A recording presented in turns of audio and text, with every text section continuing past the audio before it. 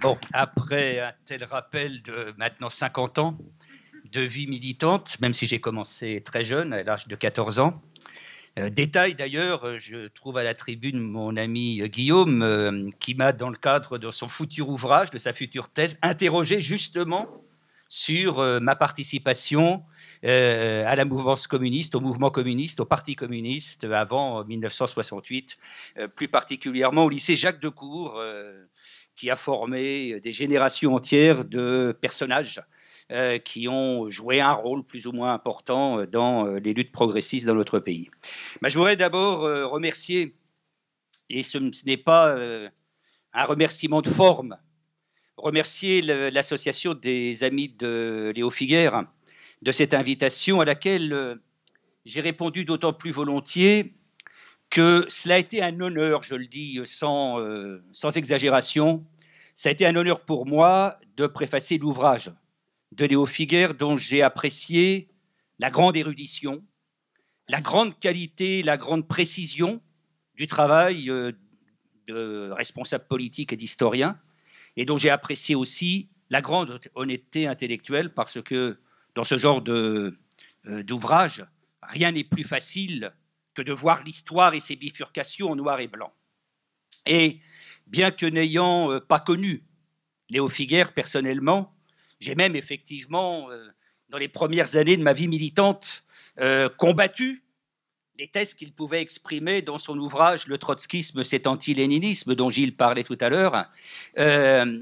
J'ai en même temps apprécié que sur les dernières années de sa vie, Léo ait pris position à la fois pour réhabiliter le rôle de Trotsky et des trotskistes dans la révolution russe et après, et qu'il ait surtout exprimé cette volonté que les familles communistes qui étaient longtemps séparées et qui se sont affrontées durement très longtemps puissent précisément, sans rien abdiquer de ce qui pouvait faire leur différence à un moment ou à un autre, puissent se retrouver ensemble, mener loyalement et fraternellement les confrontations et les débats d'idées, et d'une certaine manière, Léo avait disparu, mais avec mes camarades de la gauche unitaire, nous avons mis en pratique, en entrant en 2015 dans le Parti communiste, à partir de l'appréciation que quelque part, le front de gauche avait épuisé sa force propulsive et que ça ne servait à rien de garder, éclater des réalités militantes qui, au fond, étaient d'accord sur 90% des choses. J'ai répondu aussi avec d'autant plus de joie à l'invitation que ce débat se déroule sur une vieille terre de lutte communiste.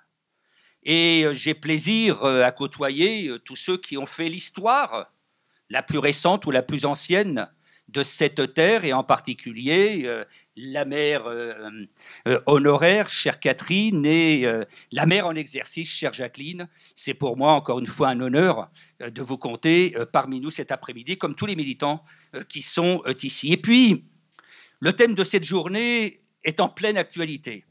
Alors, vous le savez, je ne pourrais pas faire comme l'a fait Guillaume, faire vivre dans ses enthousiasmes le processus révolutionnaire tel que déclenché en octobre, puisqu'il m'est donné de traiter plus particulièrement du sujet la révolution. La révolution hier, aujourd'hui et demain. Vaste sujet, évidemment, d'autant qu'aujourd'hui, parmi les débats que déclenche le centenaire de la révolution russe, il y a, et on le voit bien à travers les ouvrages que Guillaume évoquait, notamment l'ouvrage de Stéphane Courtois et d'un certain nombre d'autres, il y a la volonté d'expliquer que finalement, toute révolution, c'est-à-dire tout processus remettant en cause l'ordre établi, est par nature générateur de terreur, de violence et de destruction. Le fameux ouvrage de Stéphane Courtois, c'est Lénine, inspirateur du totalitarisme.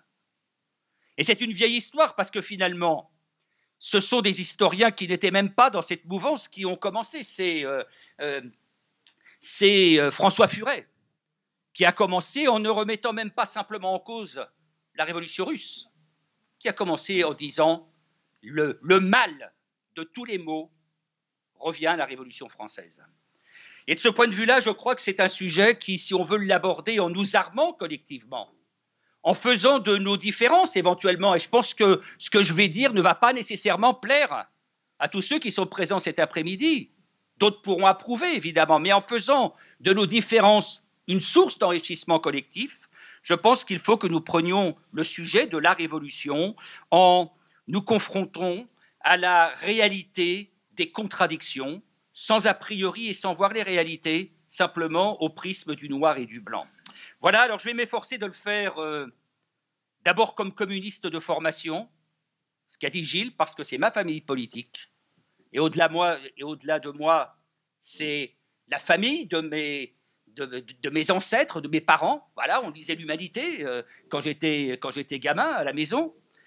Je vais le faire comme un militant qui a été formé à l'école de réflexion du trotskisme parce qu'il a quitté le Parti communiste en 1968 en désaccord avec les choix de l'époque du Parti communiste. Mais il est vrai que de hautes figures du Parti communiste, comme par exemple Georges Segui, ont finalement convenu que le Parti communiste avait peut-être en 1968 loupé un coche. Et puis je le fais aujourd'hui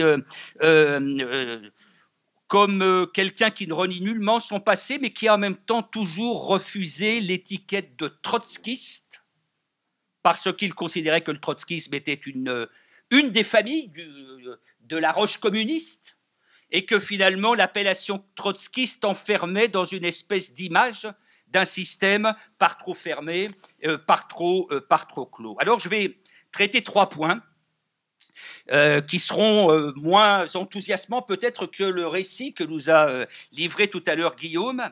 3 points que je résumerai de cette manière-là: de la Révolution en général dans l'histoire, de la Révolution en particulier à travers celle qui aura marqué toute l'histoire du XXe siècle, à savoir la Révolution russe, et de la Révolution aujourd'hui au seuil d'une nouvelle période historique pour l'humanité. Alors sur le premier point, on sait que, et je partirai de ça, on sait que Marx a défini les révolutions comme la locomotive de l'histoire.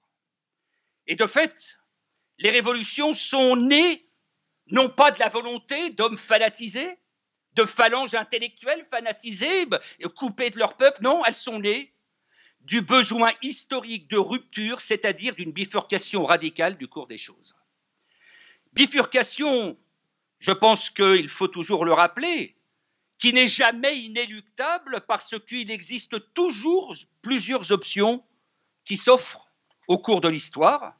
Mais parler de bifurcation radicale comme je viens de le faire exige évidemment que l'on définisse le contenu de la dite radicalité. À moins d'entretenir une vision ahistorique des événements ayant marqué le développement de l'humanité, cette radicalité ne renvoie jamais à une espèce d'exaltation démiurgique d'hommes ayant en projet une cité idéale, comme ses adversaires l'ont le plus souvent décrit.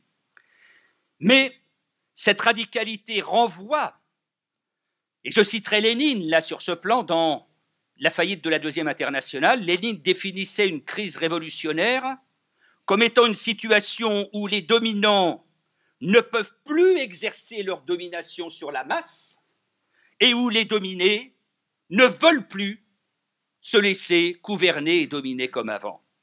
Et c'est évidemment à dessein que je cite Lénine sur ce plan parce que c'est si vrai, cette caractérisation de Lénine des crises révolutionnaires, c'est si vrai que si au fil des siècles il n'aura pas manqué de révolutions, jamais ces révolutions n'ont été pensées et théorisées avant leur surgissement, et c'est au contraire le propre de l'époque contemporaine que d'avoir vu les peuples s'efforcer de penser leur révolution avant de l'accomplir ou en l'accomplissement.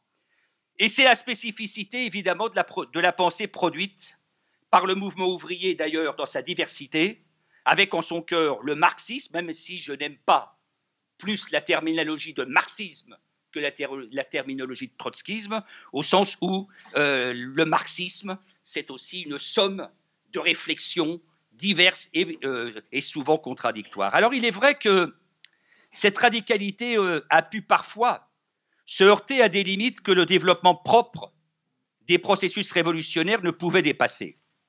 Pour autant, l'héritage de ces révolutions. Vous allez comprendre pourquoi je commence par là. L'héritage de ces révolutions ne saurait être appréhendé au travers seulement de dérives qui sont finalement explicables par l'histoire elle-même.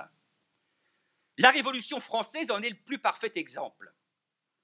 De toutes les révolutions bourgeoises, au XVIIIe et au début du XIXe siècle, de toutes les révolutions bourgeoises, elle est celle qui sera allée le plus loin dans la voie de l'émancipation politique.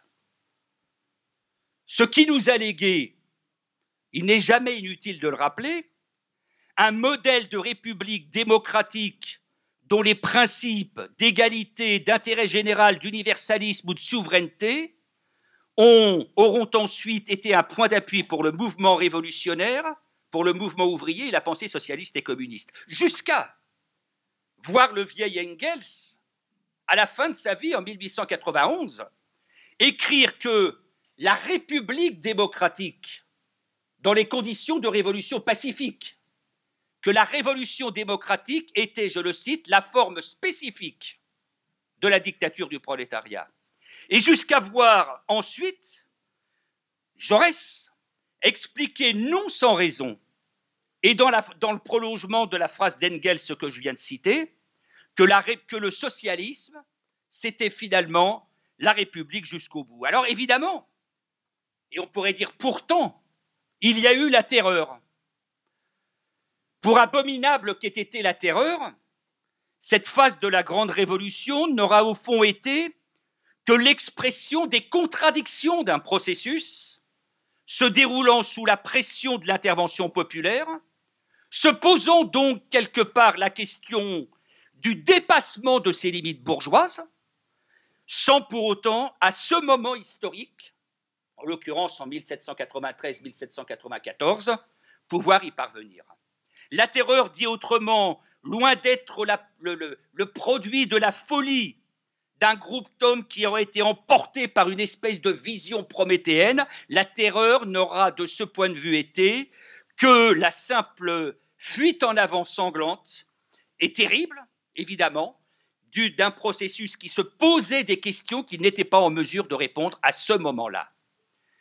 S'en souvenir, évidemment, n'est pas inutile pour procéder à l'indispensable relecture critique de l'Octobre russe. Et le dernier point que je voudrais faire de cette première série de remarques portera sur les révolutions prolétariennes de l'époque contemporaine. Toutes ces révolutions auront été la réponse à la contradiction fondamentale que fait éclater le système capitaliste en se développant.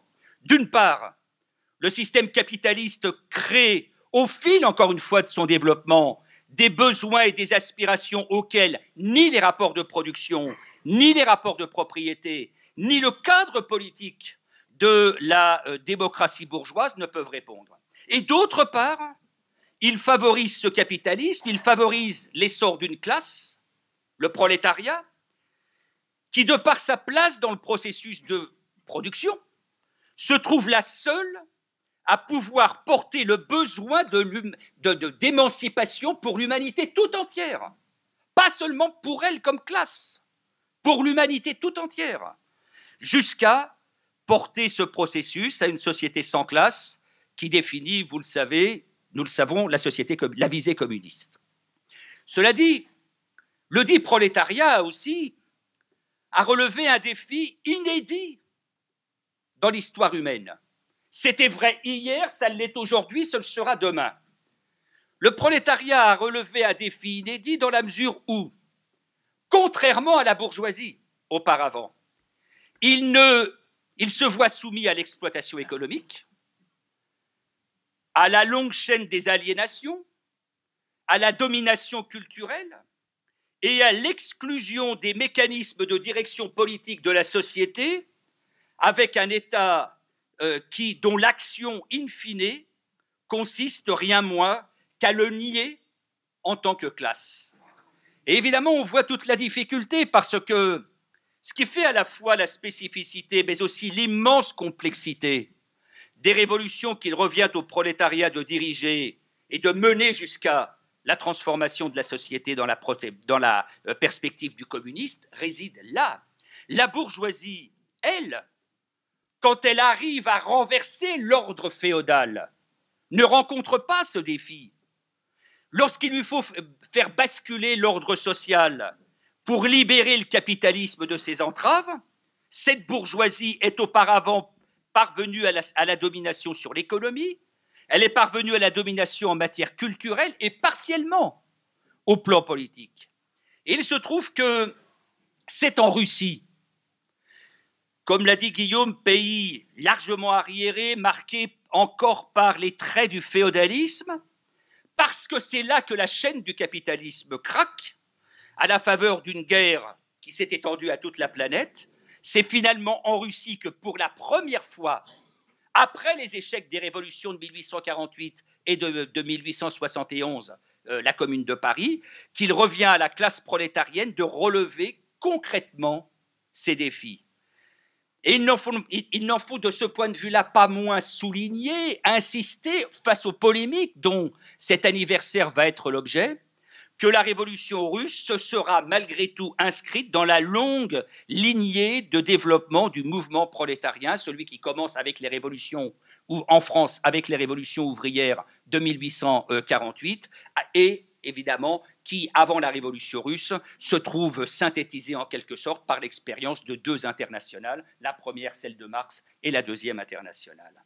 J'en arrive, ça me permet, ce préambule me permet quelque part d'arriver à mon propos sur spécifiquement la révolution russe.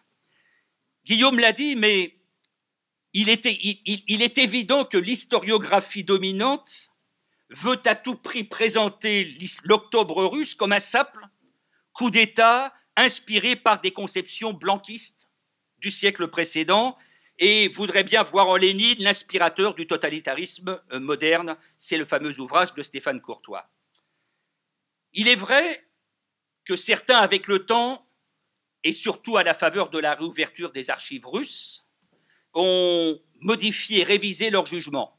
C'est le cas en particulier de Nicolas Werth dans le tout dernier ouvrage, que sais-je, qu'il a sorti sur les révolutions russes. Reste que c'est une pensée orientée par la volonté de légitimer historiquement le néolibéralisme qui aujourd'hui domine et qui va toujours plus dominer les débats sur la scène publique. D'où l'impérative nécessité de rétablir Octobre dans sa vérité, et Léo Figuère le fait de manière magnifique. Et la vérité de l'Octobre russe, c'est celle d'une révolution authentique, née de l'ébullition caractérisant à cette époque un immense pays, où une classe ouvrière naissante avait commencé à prendre conscience de sa force à travers la révolution de 1905, où une paysannerie largement majoritaire, je reviendrai tout à l'heure sur les rapports de force dans la société russe et sur la question de la NEP qui a été évoquée tout à l'heure, mais où une paysannerie largement majoritaire cherchait à sortir des raies d'un ordre féodal, où les soldats mobilisés dans le cadre d'une barbarie sans nom qui a été la Première Guerre mondiale n'étaient plus prêts au sacrifice de leur vie, et où les nationalités cherchaient à briser les murs de cette gigantesque prison pour les peuples qui étaient l'empire tsariste, et où finalement toute une société aspirait à entrer dans la modernité démocratique. Non seulement l'influence des bolcheviks dans les soviets et les comités dit la vérité de cette révolution, la radicalisation de ce processus, la radicalisation en positif de ce processus, mais surtout la prolifération. On parle souvent des soviets ouvriers, oui, mais il y a eu aussi des soviets de soldats, il y a eu aussi des soviets de paysans pauvres, il y a eu aussi, Guillaume l'évoquait, mais il faut insister sur ce point, il y a eu aussi une prolifération de comités de toutes sortes qui attestent la vérité d'une révolution, c'est-à-dire d'un mouvement pour dépasser le cadre de l'ancien ordre établi. Sauf que, et vous comprendrez pourquoi j'ai commencé comme j'ai commencé sur le défi qui est posé historiquement au prolétariat quand s'ouvre le XXe siècle, sauf que la contradiction fondatrice de la révolution russe était que les conditions n'étaient réunies à ce moment-là ni pour l'édification d'une société communiste, ni même pour le passage au socialisme compris comme première étape d'une longue transition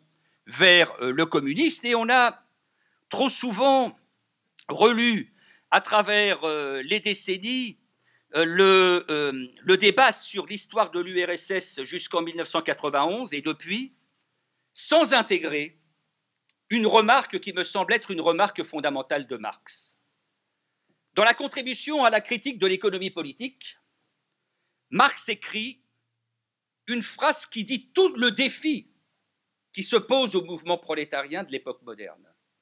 Marx écrit « Une formation sociale ne disparaît jamais avant que ne soient développées toutes les forces productives qu'elle est capable de contenir. » De toute évidence, dans la Russie largement arriérée, qui ne connaissait qu'un essor embryonnaire d'un capitalisme moderne, une révolution dont le prolétariat était la force motrice et dont l'aile la plus avancée du mouvement socialiste, à savoir le parti bolchevique, était la direction politique, cette révolution s'est finalement retrouvée devant la nécessité de remplir à la place d'une bourgeoisie défaillante, j'insiste sur ce point, à la place d'une bourgeoisie défaillante, les tâches d'une révolution démocratique. Le partage de la terre, le développement de l'économie sous contrôle ouvrier, ce que disait à juste titre Guillaume, la démocratie politique, la paix sans annexion et l'autodétermination des nations constituant l'Empire. La réalité à l'époque du rapport de force, et ça remet le débat sur la NEP devant sa vérité. La réalité du rapport de force à l'époque, c'est Lénine, en 1920, qui le donne. Léo insiste sur le caractère très minoritaire, finalement, même si le parti bolchevique comptait des centaines de milliers de membres.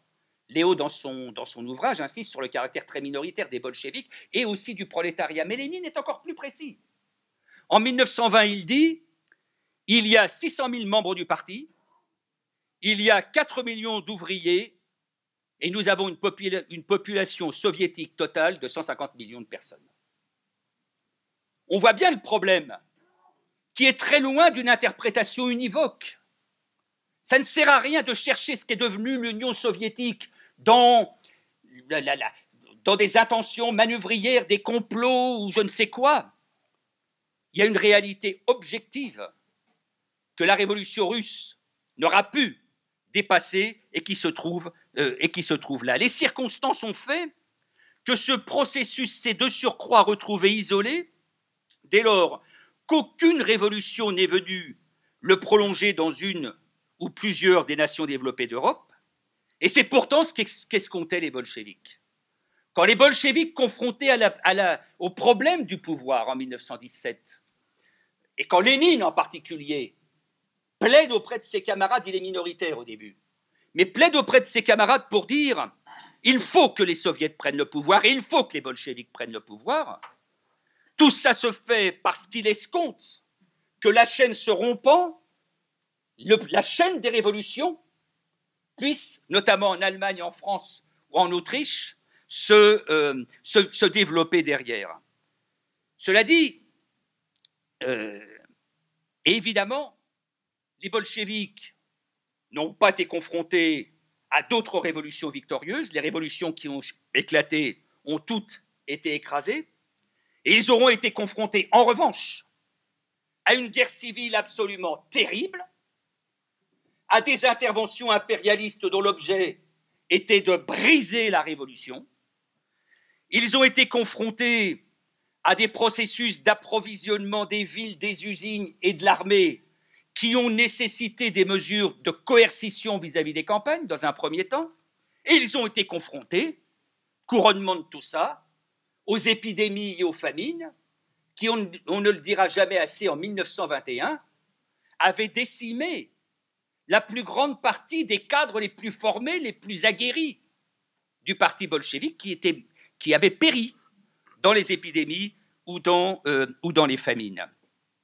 Cela dit, une fois qu'on a dit ça, et avec le recul que nous pouvons prendre aujourd'hui, il est légitime, me semble-t-il, de s'interroger sur les raisons de cette désynchronisation des processus révolutionnaires en Europe.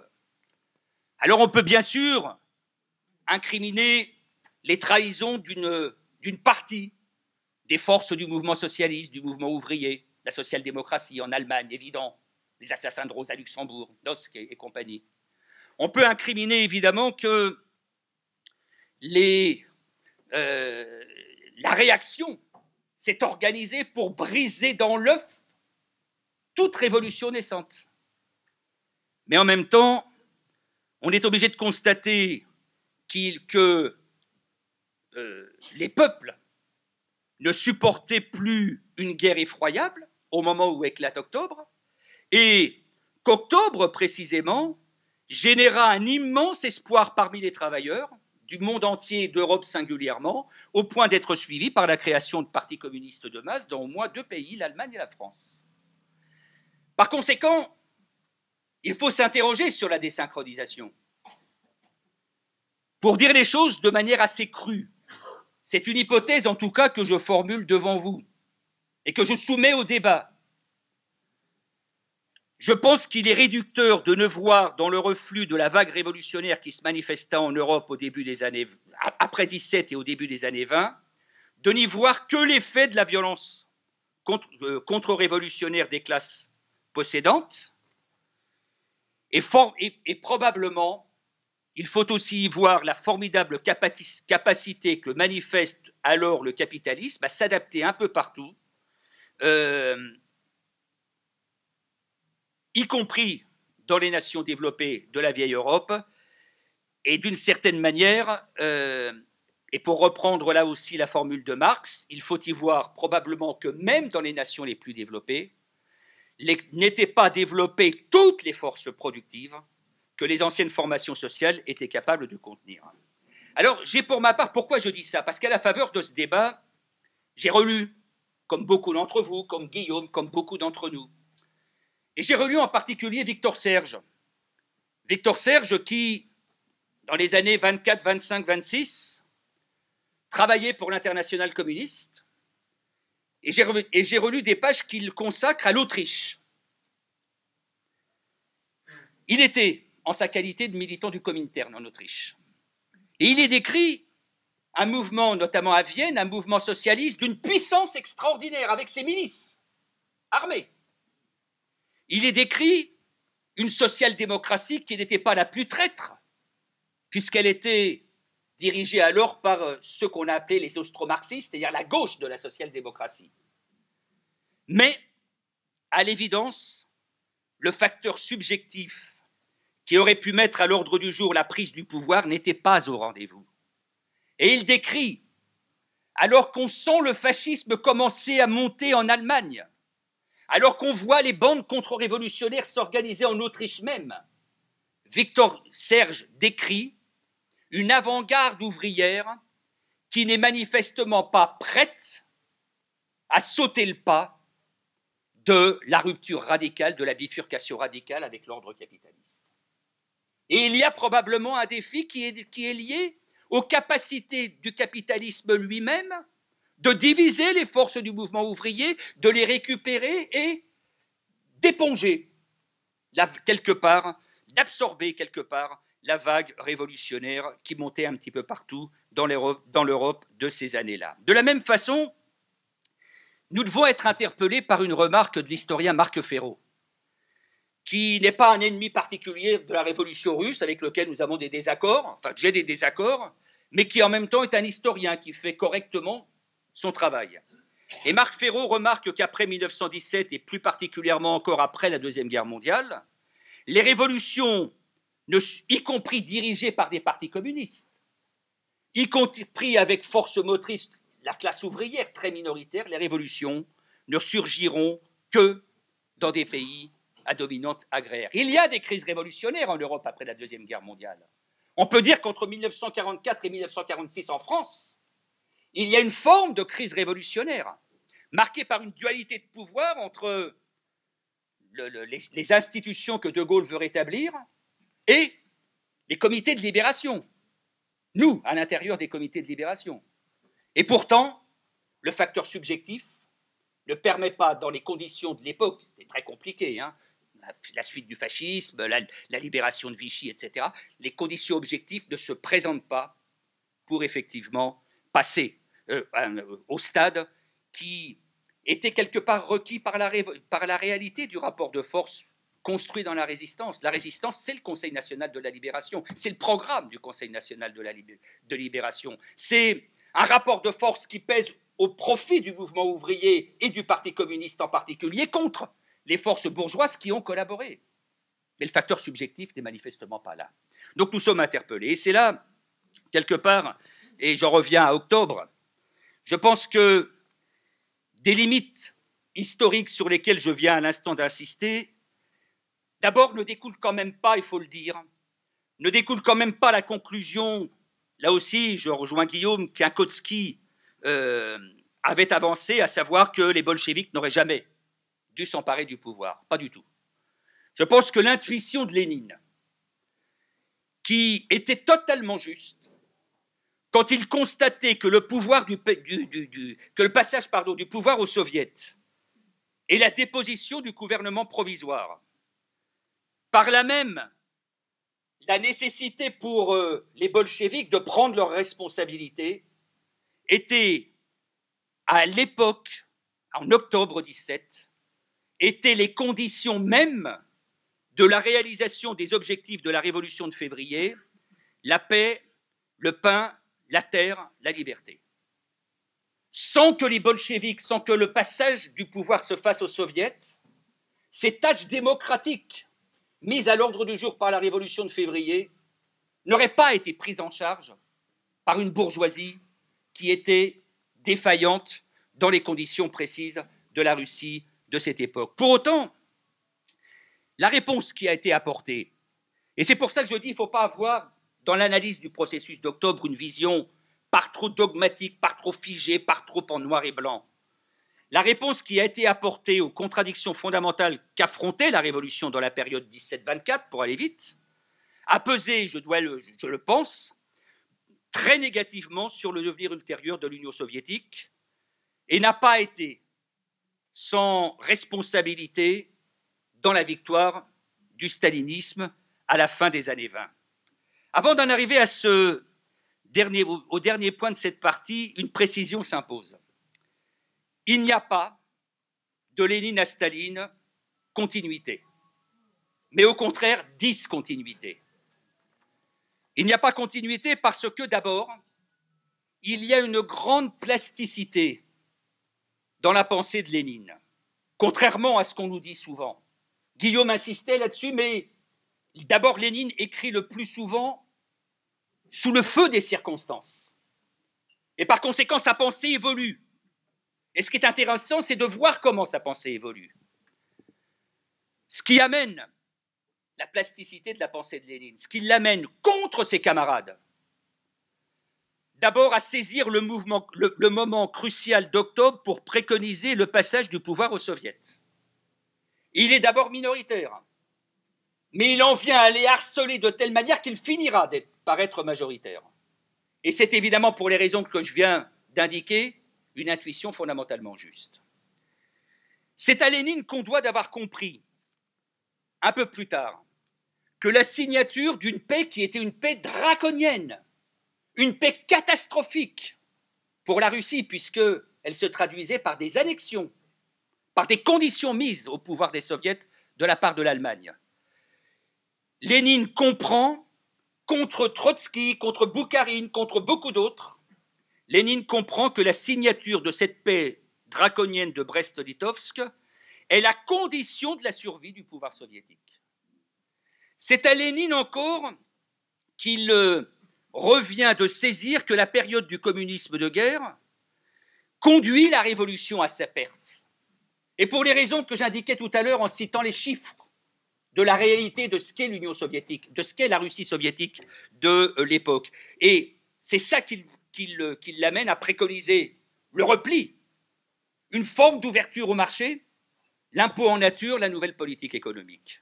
Et c'est encore à Lénine qu'on doit d'avoir le premier vu les dangers, avant même Trotsky, d'avoir vu les dangers de la terreur rouge, donc d'un certain arbitraire de la Tchéka, de l'armée, de la bureaucratie, et d'avoir quelque part posé la question du retour à un certain état de droit. Et puis, c'est ça qui me fait dire aussi qu'on ne peut pas dire qu'il y ait continuité, mais au contraire discontinuité entre Lénine et Staline. Si les controverses dans le parti, et même quelque part dans la société soviétique, ont été d'une violence qui parfois terrorise quand on les regarde à froid dans les textes. Lénine vitupère, accuse, parfois insulte. Et pourtant, sauf quand la rupture se fait dans la société, ce qui est le cas quand sont interdits les autres partis soviétistes, socialistes révolutionnaires de gauche, etc.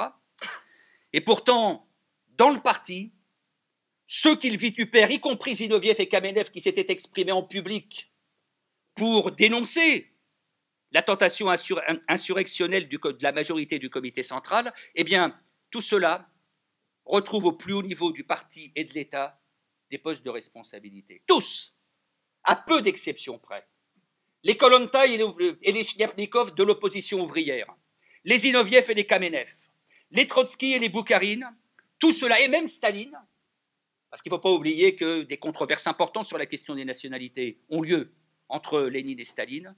Tout cela, quand les votes ont lieu, quand le plus souvent Lénine l'emporte dans les débats du parti, d'abord c'est un signe de santé que d'avoir ces débats d'une telle intensité qui se concluent par des votes, mais ceux auxquels Lénine s'oppose ne sont jamais éjectés du pouvoir.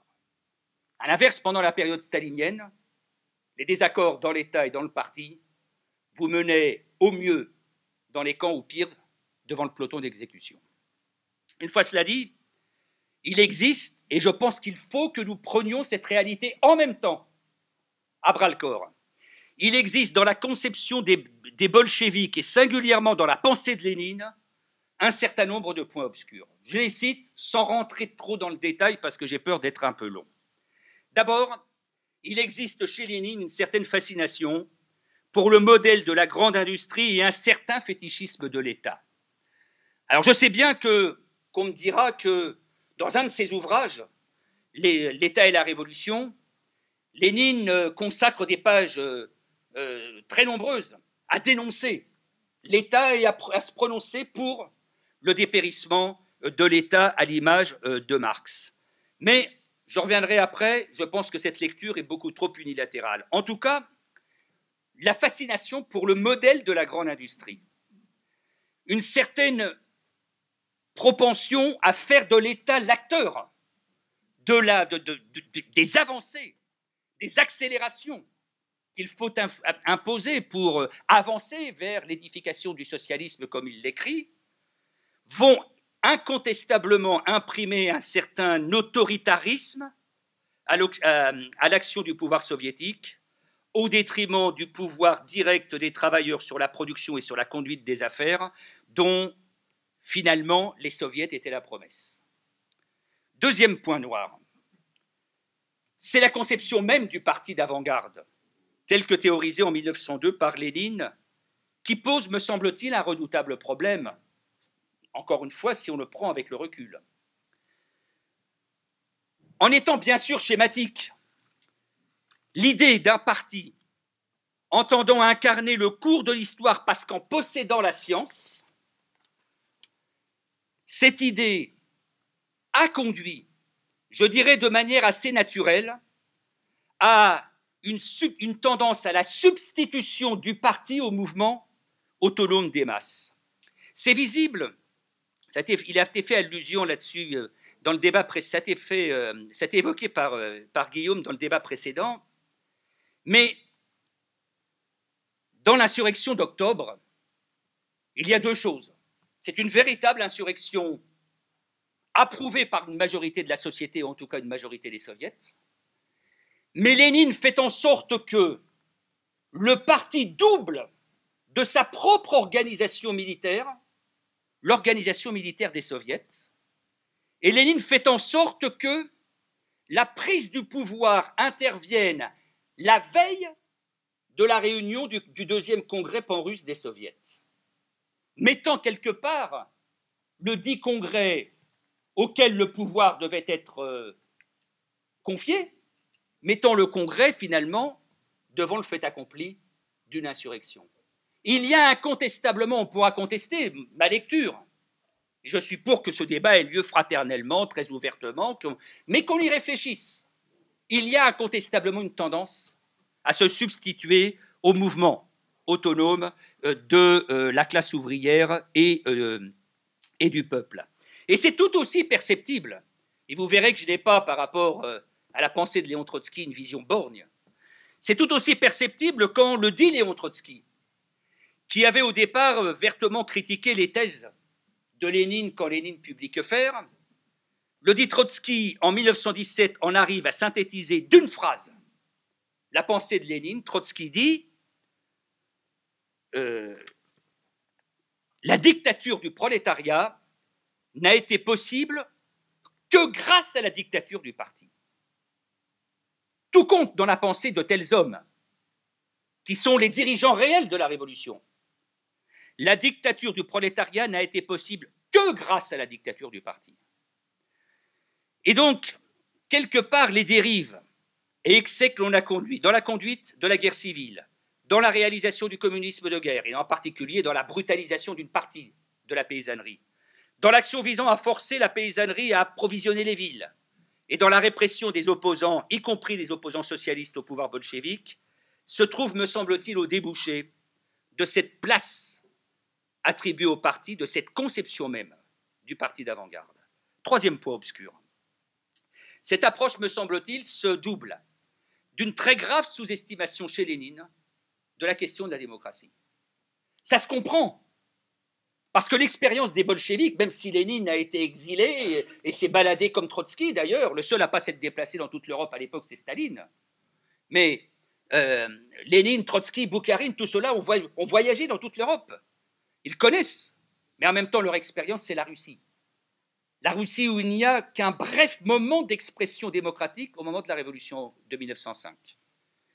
Et beaucoup, je l'ai évoqué tout à l'heure, ont vu dans l'État et la Révolution l'expression d'une pensée profondément démocratique, voire libertaire de Lénine. Je dis, moi personnellement, je pense exactement l'inverse. Dans ce texte, écrit encore une fois comme beaucoup dans le feu de l'action, il faut toujours prendre ce fait en compte. Lénine écrit dans le feu de l'action pour la plupart des textes qui nous sont légués aujourd'hui. Lénine simplifie ou déforme la pensée éminemment complexe de Marx sur la question de l'État. Ainsi, dans l'État et la Révolution, l'État se trouve-t-il ramené à ce qui est considéré par Lénine comme essentiel, je cite, à savoir que l'État, c'est une dictature de la bourgeoisie. Le reste, dit Lénine, et on pourrait dire si l'on peut dire, le reste, à savoir finalement les formes démocratiques aussi étroitement limitées soient-elles, est traité comme formel, entre guillemets, c'est-à-dire quelque part superficiel. La conclusion, évidemment, découle, si on va jusqu'au bout de cette approche, la conclusion, c'est que le pouvoir des travailleurs étant aussi une dictature, mais cette fois-ci sur la bourgeoisie, alors les formes démocratiques sont secondaires. Et Lénine, finalement, ne retient de l'État que la seule dimension, je dirais, coercitive, alors que chez Marx et aussi chez Engels, on insistait énormément sur l'épaisseur que recèle l'État, non seulement en tant que bande d'hommes armés, pour reprendre une formule que tout le monde connaît, mais aussi en tant que lieu de construction de l'hégémonie politique de la classe dominante et en tant que cadre dans lequel se nouent les alliances de classe nécessaires pour que la classe dominante instaure précisément sa domination. Marx, sans le développer, il est vrai, insistait sur l'exercice d'une démocratie ouverte à l'immense masse des exploités et des opprimés, avec cette fameuse phrase du manifeste le communisme, c'est le mouvement de l'immense majorité pour l'immense majorité. De ce point de vue, on ne peut pas prendre à la légère la fameuse formule de Lénine que je cite dans ma préface à l'ouvrage de Léo, la fameuse phrase de Lénine selon laquelle la dictature du prolétariat s'appuie, je le cite, sur la violence et n'est liée, je le cite encore, par aucune loi. Alors je sais bien que, comme le rappelle d'ailleurs dans son dernier bouquin Lucien Sève, je sais bien que quand il écrit ça, Lénine a en vue la légalité bourgeoise précédente, évidemment. Je sais bien aussi que la violence dont Lénine parle est en fait une contre-violence répondant à celle dont les forces les plus réactionnaires ont pris l'initiative. Parce que la guerre civile, ce n'est pas les bolcheviks, ce n'est pas les soviets, c'est d'abord la contre-révolution monarchiste et bourgeoise qui l'impose à la révolution russe. Il n'en reste pas moins que comme il n'existe pas de cadre juridique alternatif à la légalité antérieure, tout ça, quelque part, crée cette vision, cette limite, cette lacune, ce point obscur de la pensée de Lénine, peut ouvrir sur les conditions d'un arbitraire. Et les conséquences en seront finalement vite démontrées quand on dissoudra de manière singulièrement brutale l'Assemblée constituante que pourtant les bolcheviks avaient dans leur programme, lorsqu'on interdira les autres partis soviétistes ou quand on écrasera la révolte de Kronstadt. Dernier point, le problème des alliances de classe à nouer pour offrir une base majoritaire à la révolution. Des chiffres de Lénine sur la réalité de la société russe, on voit bien que c'est un problème absolument fondamental. Le prolétariat de 4 millions ne peut pas continuer à diriger une révolution dans un pays de 150 millions de personnes si il ne noue pas des alliances de classe. Et on sait que Lénine a toujours apporté une attention constante à cette question-là et que c'est même ce qui va motiver la NEP, la nouvelle politique économique. Mais en même temps, la réponse à apporter à cette question est indissociable de la question démocratique.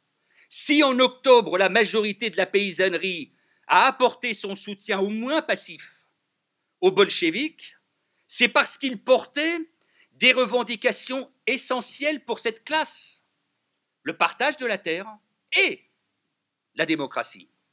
Et la tendance à vouloir forcer le rythme de la transformation des rapports sociaux, doubler des contraintes que l'état de guerre faisait peser sur eux, l'ignorance assez profonde des implications pratiques de la question démocratique n'auront finalement pas permis que les bolcheviks stabilisent l'alliance de classe avec la bourgeoisie, avec la paysannerie petite et moyenne, au prix quelque part d'une rétraction du pouvoir bolchevique sur lui-même. Et au final, je pourrais dire que sur le bilan de la révolution russe, à la fois l'inexistence de bases suffisantes à l'édification du socialisme et à la marche au communisme, l'isolement international que la direction stalinienne ultérieurement théorisera sous l'appellation socialisme dans un seul pays, et qui sera souvent le prétexte à la subordination du mouvement communiste des révolutions aux intérêts de l'État soviétique, les erreurs de la direction bolchevique et les limites de l'approche léninienne auront fini, avant même la victoire de Staline au sein du parti, par rendre la révolution glacée. J'ai commencé par la Révolution française et sur la Révolution russe, je reprends à dessein la formule de Saint-Just. Avant Thermidor, Saint-Just dit « la révolution est glacée ».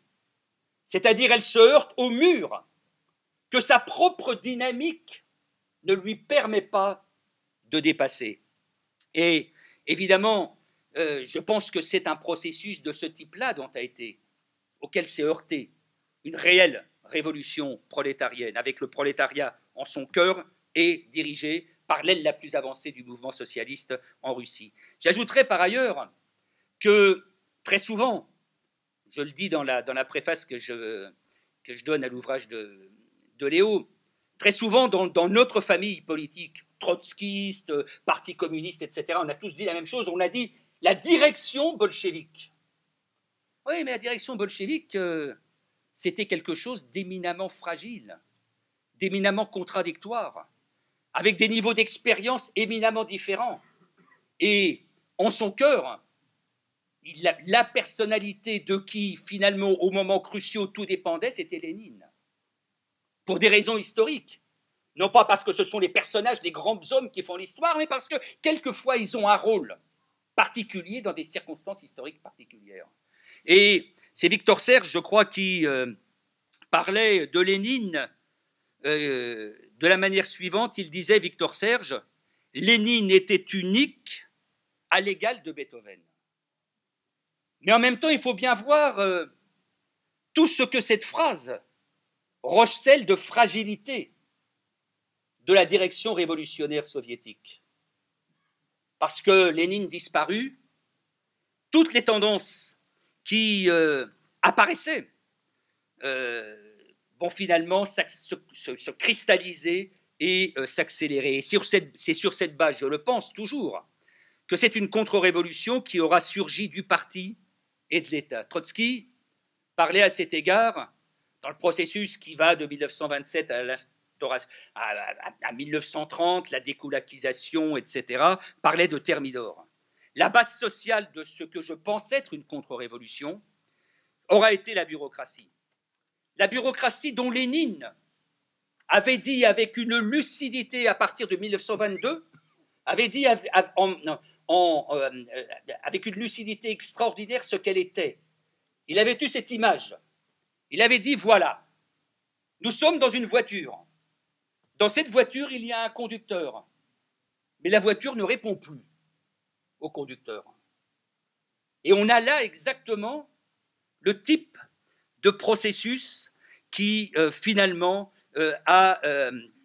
arrive à muer une révolution en un système, peut-être peut-on l'appeler totalitaire, en tout cas on peut l'appeler concentrationnaire.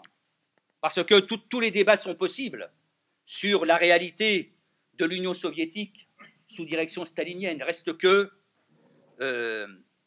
entre les années 20 et les années 50, un adulte sur 5 sera passé par les camps. Un adulte sur 5.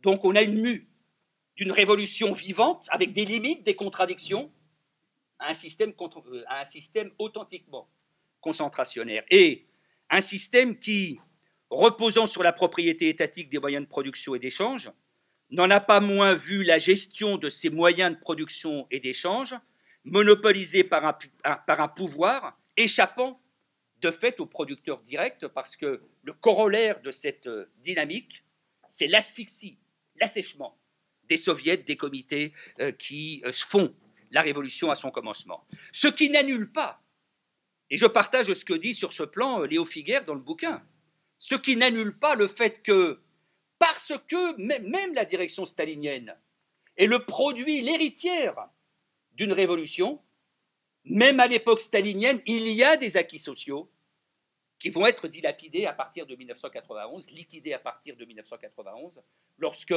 des hommes nés de l'appareil de l'État et du parti... La différence entre ce que tu... Attends. Ah bah... Non. Tu auras la parole, je te la donnerai tout à l'heure. Allez. Non, parce que je défends la révolution russe. Non, tu défends le trotskisme. Non, mais non. Je sais pas si c'est grave. Mais non, je défends pas le trotskisme. Au contraire, j'ai critiqué Trotsky. Et je pense que pour partie, il a fait les mêmes erreurs que Lénine. Et la question n'est pas le communisme, la question, encore une fois, c'est une contradiction dans la révolution. Pas la volonté d'introduire le totalitarisme de la part des dirigeants russes. Pas du tout. Mais... Non, mais écoute... Non, mais d'abord, écoute... Non, mais il faut pas s'énerver. Lénine aimait la vivacité des débats, voilà. Donc on est servi. Mais le problème, c'est qu'il faut d'abord laisser finir la conférence, voilà. Et après tu parleras. Voilà. Et moi, je suis prêt de manière très, très ouverte à ce qu'on discute de ça. J'explique dans quel esprit. Oh, mais d'accord, enfin... Tout le monde est d'accord avec ça. Tout le monde est d'accord avec ça. C'est pas ça. C'est ce que je viens de dire exactement. Le problème n'est pas tout à fait ça. Attendez. Vous laissez, et c'est moi qui préside, hein. Bon, voilà. Alors, vous laissez parler Christian. Voilà. Léo Figuère parle de despotisme. Lucien Sèvres parle de mutant social. Trotsky parlait de caste parasitaire.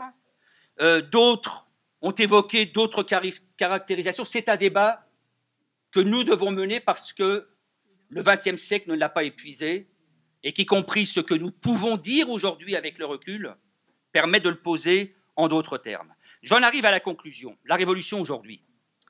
Nous sommes entrés dans un nouveau moment de l'histoire humaine. Un moment où un capitalisme financiarisé à l'extrême s'est imposé à l'échelle du globe entier.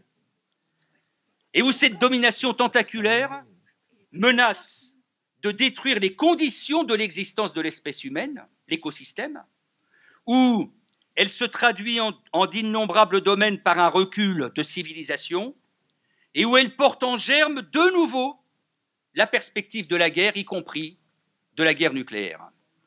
Une situation où ce nouveau capitalisme entraîne la résurgence des nationalismes ethniques, des fascismes, des totalitarismes, de la guerre. Un capitalisme qui entraîne vers un terrible retour en arrière par rapport même à l'héritage des Lumières et des révolutions démocratiques du passé, lorsque, par exemple, la souveraineté même des nations et des peuples tend aujourd'hui à être liquidée au profit de la souveraineté des marchés, des multinationales et des géants du numérique. Dit autrement, ce capitalisme d'un nouvel âge est porté par une expansion démentielle, par un incontestable développement des sciences et des techniques, et en même temps, il porte en germe une crise aussi terrible, voire bien plus terrible encore, que celles qui, au cours du XXe siècle, ont donné naissance à la Première et à la Deuxième Guerre mondiale. Le communisme, dans ces conditions-là, redevient, me semble-t-il, une ambition pertinente. Encore faut-il évidemment aller au-delà des mots pour définir précisément ce qu'est le communisme, sachant que Marx et Engels en ont parlé de 1000 manières différentes et que ceux qui ensuite s'en sont réclamés en ont parlé eux-mêmes de 1000 manières différentes. Le communisme, au fond, me semble-t-il, c'est trois choses. D'abord, c'est cette fameuse phrase de l'idéologie allemande qui dit « Le communisme, c'est le mouvement réel qui abolit l'état des choses existants ». Sachant que Marx et Engels ajoutent que les conditions d'existence de ce mouvement résultent des prémices actuellement existantes. Le communisme, c'est ensuite une visée historique dont on trouve dans les Grundrisse cette définition, pardonnez-moi, je la lis, elle est un peu longue, mais elle est très éloquente, me semble-t-il, sur l'ambition communiste. Marx écrit la chose suivante. Ce serait le caractère communautaire de la construction anticommuniste sous la forme la plus générale que lui donnent en l'occurrence Marx et Engels. À suivre ces trois acceptions. D'abord, on voit bien comment des éléments de communisme surgissent dès à présent à travers des aspirations foisonnantes, à trouver des communs à l'existence humaine, à façonner une nouvelle conscience de consommateur, à faire surgir de nouvelles finalités de production et même, à la campagne, à faire surgir une philosophie agroécologique, etc. Donc il y a dans le mouvement actuel de l'humanité, dans les aspirations qui surgissent, des éléments de communisme, qui sont un élément de construction et un élément de construction des révolutions à venir. On voit bien aussi comment que le passage que j'ai cité des Grundrisse ne limite pas l'ambition communiste à la formule que, pendant des années et des années, nous avons les uns et les autres répété, à savoir que le communisme, c'était à chacun selon ses besoins. La visée communiste, telle que l'a définie Marx, est indissociable du développement multiforme de tous les individus afin qu'ils puissent prendre directement en main l'ensemble de leurs affaires sociales. C'est ça le sens de la phrase que j'ai citée des Grundrisse. Et on voit bien enfin qu'à l'inverse de ce qu'on théorise aujourd'hui comme la fin des partis, etc., on ne peut écarter, contourner la question du pouvoir, ce qui rend nécessaire une action structurée en un parti. Une fois cela dit, évidemment, je pense qu'il faut qu'on évite dans nos traditions politiques en particulier, qu'on évite de retomber dans le catastrophisme des visions passées. Vous savez, il faut par exemple, je l'ai lu parfois, il faut éviter de dire que le capitalisme aujourd'hui, sous sa forme folle que j'ai décrite, est en train d'aller vers une crise terminale. Il faut être prudent, parce que l'histoire nous a montré que le capitalisme n'était pas toujours dans sa crise terminale, même s'il menaçait l'humanité des pires barbaries. Il faut bien prendre la mesure de l'immense défi devant lequel nous sommes aujourd'hui. Immense défi parce qu'encore une fois, durant le XXe siècle, non seulement le capitalisme aura fait la démonstration de sa capacité à surmonter ces crises, mais la globalisation actuelle et l'idéologie néolibérale qui la sous-tend est tout à la fois le produit de la contre-offensive, d'une contre-offensive qui s'engage dès le milieu des années 70 et dont le Chili de Pinochet a été un laboratoire. Et cette globalisation est la retombée d'une défaite historique que nous subissons à la fin du XXe siècle, avec l'écroulement, la désagrégation de l'Union soviétique et des pays de l'Est, mais aussi avec la défaite qui est imposée à toutes et à tous les processus révolutionnaires, à toutes les pensées de transformation sur la planète. Et avec cette globalisation, en gros, le système est parvenu, et c'est ça qu'il va nous falloir aujourd'hui, et ce sera la fin pratiquement de mon propos, le système est parvenu à révolutionner l'ordre productif, phénomène encore accentué par l'avènement du capitalisme numérique.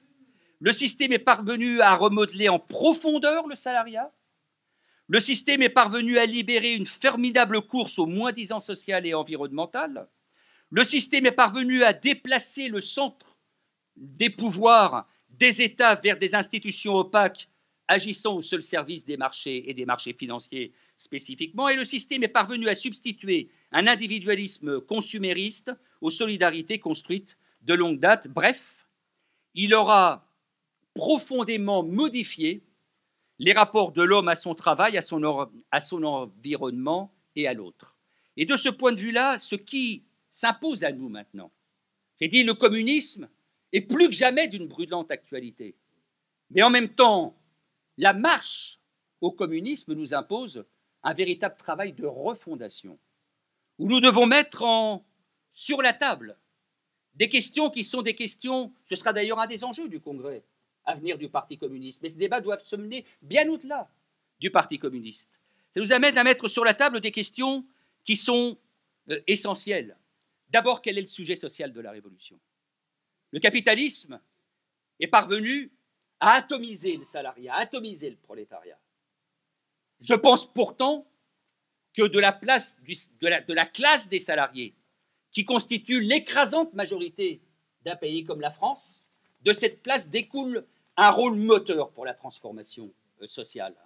Mais en même temps, il faut réfléchir à la manière dont on passe de l'état d'éclatement qui est celui du salariat, et donc du recul de la conscience de ce salariat en ses propres forces, en ses propres missions, comment on passe de là à l'idée d'une force collective qui peut ouvrir un nouvel avenir à l'humanité.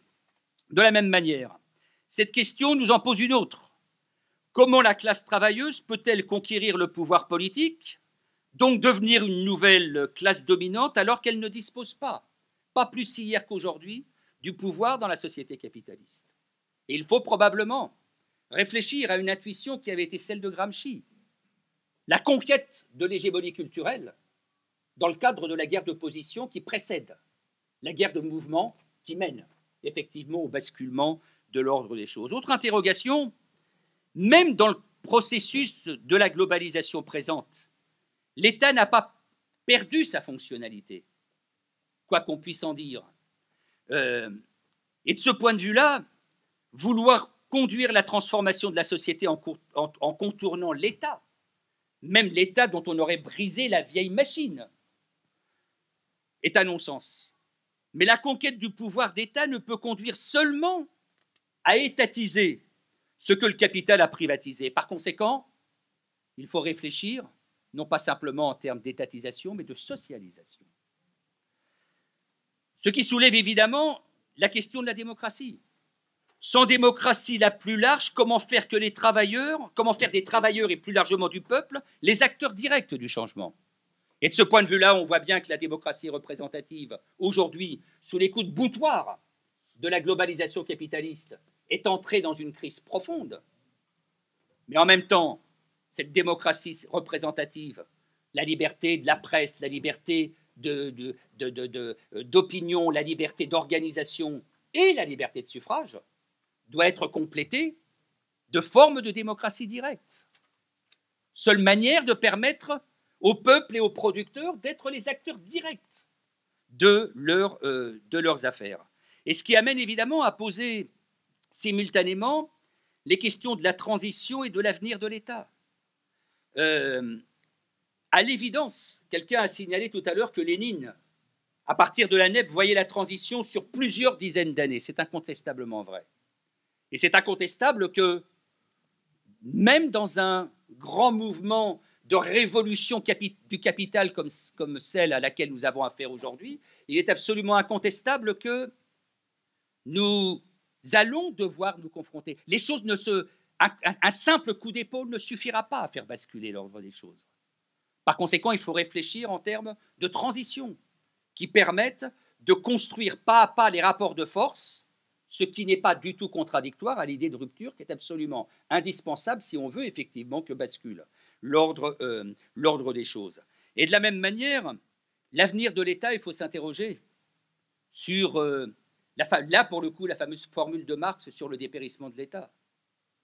Parce que le trou noir de la pensée de Marx, là justement, c'est que finalement, tant que subsistent des classes, même si les classes dominantes sont battues et éliminées du pouvoir, tant que subsistent des classes, la bourgeoisie, la paysannerie, toutes les classes diverses que nous connaissons dans une situation comme la France, etc., quelle est l'instance qui régule les rapports entre ces classes? En tout cas, c'est une question qui mérite d'être réfléchie.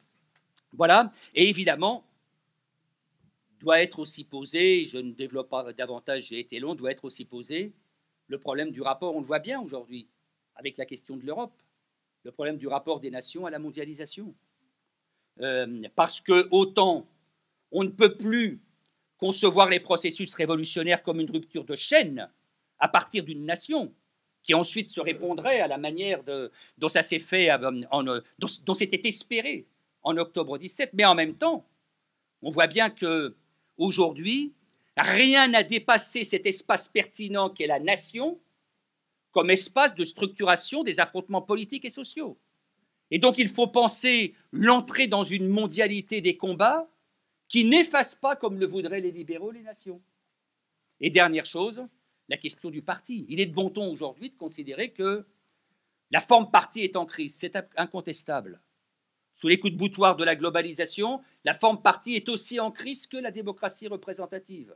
Mais comment espérer mener à bien la révolution sans parti qui soit capable de faire la synthèse de l'expérience sociale, de produire sur cette base un programme au plus près du corps social et de ses organisations, sans empiéter sur l'indépendance des dites organisations, et comment ne pas, dans ce cadre-là, ne pas avoir un parti qui porte la vision, la visée communiste, qui est capable de réinstaller la cohérence d'ensemble, de classe, de l'action pour la transformation sociale. C'est toutes ces questions qui sont aujourd'hui en chantier. On ne peut pas y répondre par des réponses qui viendraient de l'expérience, parce que malheureusement nous sommes encore les victimes d'une défaite historique qui s'est produite au cours du XXe siècle.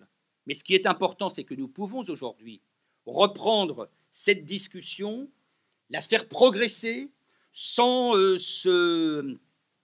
s'effrayer des dissensions, des dissensus qui peuvent exister. Nous pouvons la faire progresser parce que nous sommes entrés dans une nouvelle période de l'histoire, extrêmement dangereuse sur le plan de l'avenir de l'humanité, mais aussi qui fait de la visée communiste, plus que jamais, une ambition d'avenir.